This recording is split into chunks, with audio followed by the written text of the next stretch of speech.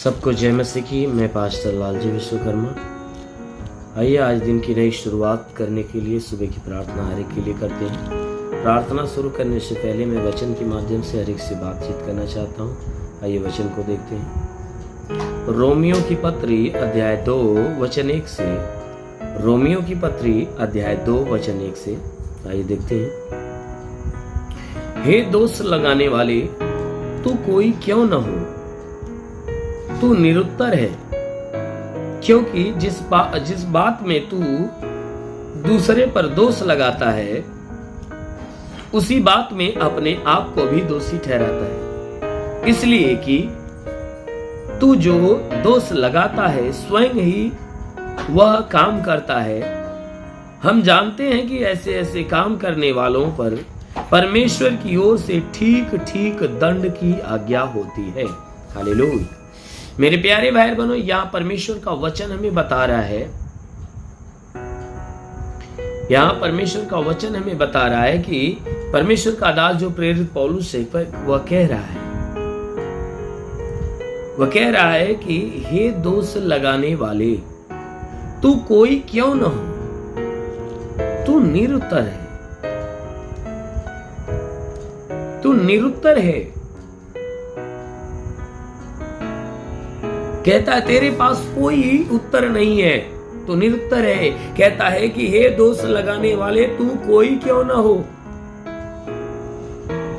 चाहे दास हो चाहे स्वतंत्र हो, तुम कोई क्यों ना हो। कहता है कि हे दोष लगाने वाले, वह चेतावनी देते हुए कह रहा है, परमेश्वर के न्याय की बातें बताते हुए कहता है, हे दोष लगाने वालों, तुम कोई क्यों ना हो, चाहे दास हो चाहे स्वतंत्र हो चाहे स्वामी हो।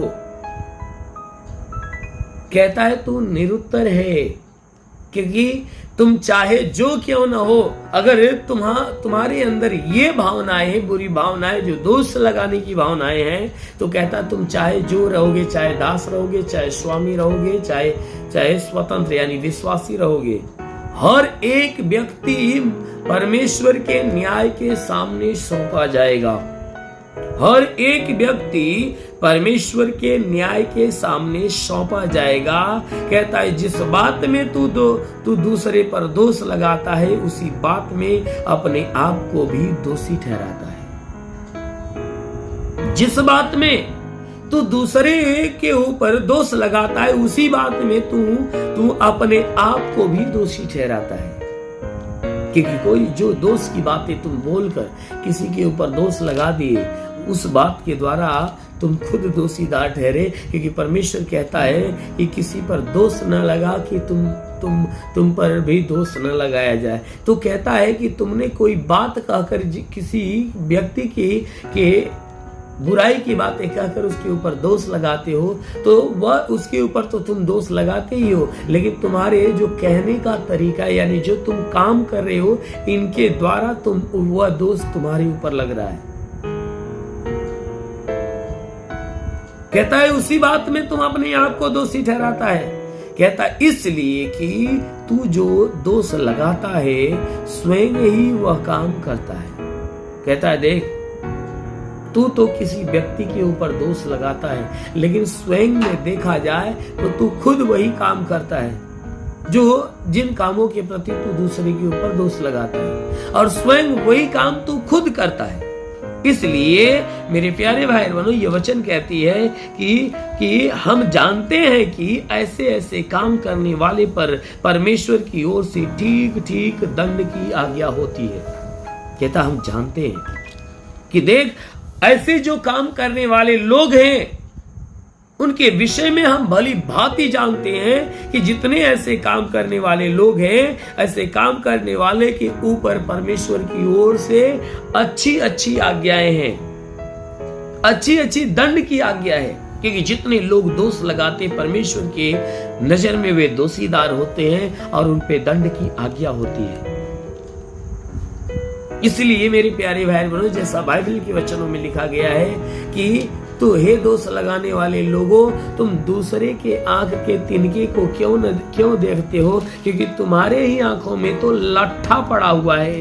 तू पहले अपने आंख का लट्ठा साफ कर, तो दूसरे के आंख के तिनके को भली भांत निकालने पाएगा। अर्थात तुम दूसरे के ऊपर जो दोष लगा रहे हो, पहले अपने भीतर के दोष को ढूंढ। कहता है जब अपने दोष को तू दूर कर देगा, तब दूसरे के दोष को भली भांति तू दूर करने पाएगा। इसलिए मेरे प्यारे भाई लोग, हमें किसी के ऊपर अंगुली उठाने से पहले वह अंगुली अपनी तरफ हमें बढ़ाना चाहिए कि जिस बात को लेकर जिस बात के विषय में हम किसी के ऊपर दोष लगाते, उस बात के विषय में अपने आप को जांचना चाहिए कि कहीं ऐसा तो नहीं कि हमारे ऊपर खुद दोष लगा हुआ है। इसलिए मेरे प्यारे भाई बहनों, परमेश्वर का जो न्याय होता है वह सच्चा होता है। हर कोई व्यक्ति उसके सामने सौंपा जाएगा, चाहे वह विश्वासी हो, चाहे वह प्रभु का दास क्यों न हो, चाहे प्रभु का दास क्या ना हो, चाहे किसी दास का स्वामी क्यों ना हो, हर कोई परमेश्वर के सामने सौंपा जाएगा और हर एक के कामों का लेखा जोखा लिया जाएगा। और हर एक के कामों का लेखा जोखा लेकर अवश्य है कि परमेश्वर उसके कामों के अनुसार उसे प्रतिफल देगा। इसलिए जरूर है कि अपने मन को, अपने विचारों को बदलो, अपने आप को जांचो और अपने अंदर के दोष को दूर करके परमेश्वर के योग्य बनो। आमीन, हालेलुया। इसलिए आइए आंखों को बंद करिए, पूरे विश्वास में भर जाइए। मैं आपके लिए प्रार्थना करने जा रहा हूं। जरूर है कि प्रभु इस प्रार्थना के दौरान आपके जीवन में बहुतायत की आशीष देगा।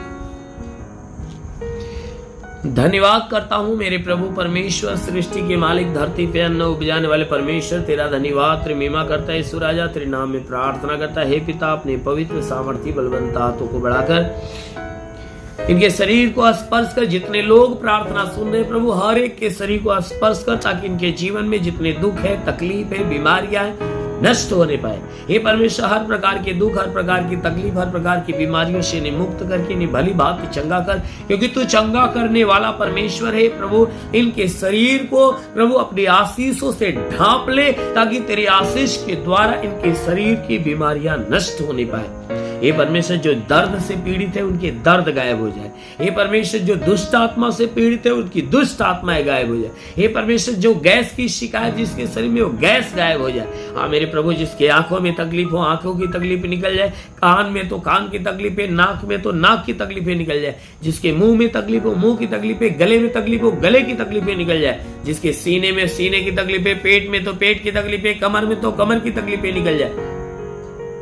जिसके घुटने में तकलीफ हो, उसकी घुटने की तकलीफें निकल जाए। जिसके जोड़ों में तकलीफ हो, जोड़ों की तकलीफें निकल जाए। हड्डी की तकलीफें निकल जाए। मांसपेशियों के नसों की तकलीफें निकल जाए। हाँ मेरे महान परमेश्वर, प्रार्थना करते पिता, इनके जीवन में अपनी महिमा की आशीष भर दे, ताकि तेरी महिमा की आशीष के द्वारा इनका जीवन सफल होने पाए। मेरे महान परमेश्वर, प्रार्थना करते पिता, जितने रोजी रोजगार के तलाश में प्रभु, उन्हें रोजगार देकर आशीष दे, ताकि उनको अच्छा खासा रोजगार मिलने पाए। जिनके पास रोजगार, उनके रोजगार के ऊपर आशीष दे, ताकि उस रोजगार में बढ़ोतरी और बरकत होने पाए। ही मेरे महान परमेश्वर, प्रार्थना करते जो पढ़ाई लिखाई करने वाले, उनके पढ़ाई लिखाई के क्षेत्र पे आशीष दे, ताकि पढ़ाई लिखाई में आगे बढ़े, जीवन का लक्ष्य पूरा करने पाए। हाँ मेरे महान परमेश्वर, प्रार्थना करते पिता, हे परमेश्वर, जितने सेवा करने वाले लोग हैं, उनके सेवकाई के क्षेत्र पे आशीष दे, ताकि वे सेवा में आगे बढ़ने पाए। हे परमेश्वर, प्रार्थना करते पिता, जितने लोग प्रार्थना सुन रहे, उनके सारे पाप, सारे गुनाहों को क्षमा करके अपनी दया दृष्टि डाल। उनके जीवन में जितने रुके हुए अधूरे काम पूरे हो जाए, जितनी समस्या वो खत्म हो जाए। हाँ मेरे प्रभु, बुरे स्वप्न दिखते तो बंद हो जाए। व्यभिचार की आत्मा से जो जकड़े है वह छुटकारा पाए। हे परमेश्वर, पति पत्नी के बीच में लड़ाई झगड़े समाप्त हो जाए, घर में लड़ाई झगड़े समाप्त हो जाए। हाँ मेरे प्रभु, हम प्रार्थना करते पिता, अपने आकाश का झरोखा खोल और अपने आकाश के झरोखे की आशीष हर एक के जीवन में आने दे। ओ प्रभु, अपने स्वर्ग का द्वार खोल, स्वर्गीय आत्मा हर एक के ऊपर आए। ओ पवित्र आत्मा हर एक को सुले। वारंदा रबा साखा वरंदेली रिवास्ता काला अब्बा लबस बलबस सेखे रेंदोलू रिवास्ता काला। महान परमेश्वर, तेरे स्वर्ग की आशीष से हर एक के ऊपर आए, हर एक के ऊपर तेरे आत्मा का अनुग्रह हो और हर कोई आत्मा में भर जाए। हाँ मेरे प्रभु, आत्मा के द्वारा चलाए हुए चलने पाए। जिसके लिए प्रार्थना करे वह चंगा हो जाए। जिस कार्य में तेरा नाम लेकर हाथ बढ़ाए सफलता पाए। जिस लक्ष्य में तेरा नाम ले उस लक्ष्य को हासिल करे। हाँ मेरे प्रभु, इनके जीवन में अलौकिक चमत्कार होने दे। हाँ मेरे प्रभु, मैं प्रार्थना करता पिता, तेरी महिमा की आशीष हर एक के जीवन में उतरे और हर एक के जीवन को भला चंगा करे। महान प्रभु, यीशु के नाम में मांगते हैं, आमेन। परमेश्वर ही को आशीष दे। God bless you. धन्यवाद।